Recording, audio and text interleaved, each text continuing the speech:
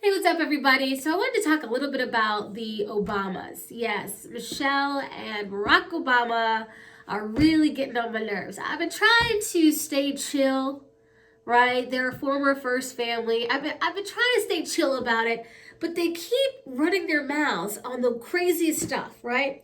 So they're not talking about, what's going on in the inner cities, violent crime and violence. They're not talking about the fact that we have so many impoverished areas that are predominantly black communities. They don't talk about some of the starving children across this country, lots of them in which we found out the real numbers when we had to close the schools and do online learning. And they're not talking about, just things that are going on that doesn't have to do with race. The Obamas love to talk about race, and I find this interesting because they were the first black family ever. And they didn't just serve one term, they served two, okay? And so for anyone to see the light and to know that America is not this racist country as they peg it to be, you would think it would be those two.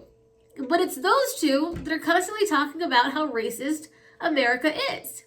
Now, we saw Michelle Obama's comments saying that she believes that her daughters could one day be profiled. I'm thinking, by who, right? Who's profiling anybody in Martha's Vineyard in a gated community? Who's profiling anybody that walks around with Secret Service, as their daughters do? Who's profiling these young women that are going to be in nice cars, dressed nicely, and only in nice areas? Nobody's profiling them, okay? They are the Obama girls, all right? Now, everybody knows who Sasha and Malia are. If they don't, it doesn't even matter because they'll have Secret Service with them to tell you who they are, right? So here's the interesting thing. Former President Barack Obama, again, is talking about race and talking about how racist America is and talking about how black people don't have an equal shake here in this country. Now, here's a guy that grew up, he's biracial. You probably couldn't tell it by looking at him, right? His father is from Kenya, mother from Kansas, I believe.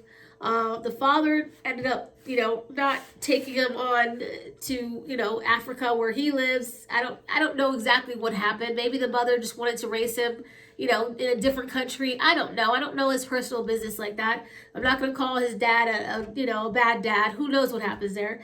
But what I will say is, and I actually read his book, and I still don't know what happened there, believe it or not. I will say that, even though he didn't have his father in his life, Barack Obama turned out to be very successful, right? And from all appearances, a great husband and a great dad, right? So that didn't really seem to affect him much if his father, in fact, was not in his life, as it seems that he wasn't. Now, it did seem like he had some great grandparents, and he did spend some time in Hawaii. And it sounds like, even in Indonesia, he learned a lot about different cultures.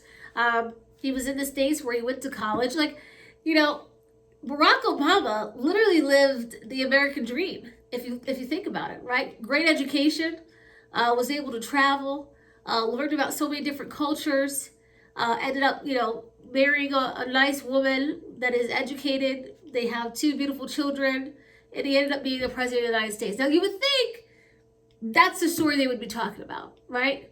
Anything is possible, no matter what your color is.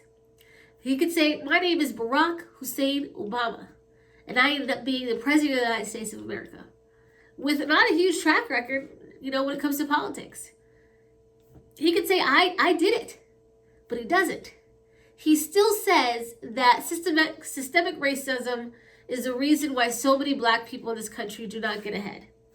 And I want people to know that those that don't get ahead usually have made poor life choices. They don't work hard. They don't value education. They might have had a very bad upbringing, or they like to play the victim and blame everybody else for what happens in their lives. But believe it or not, in this country, you can be any color and be successful.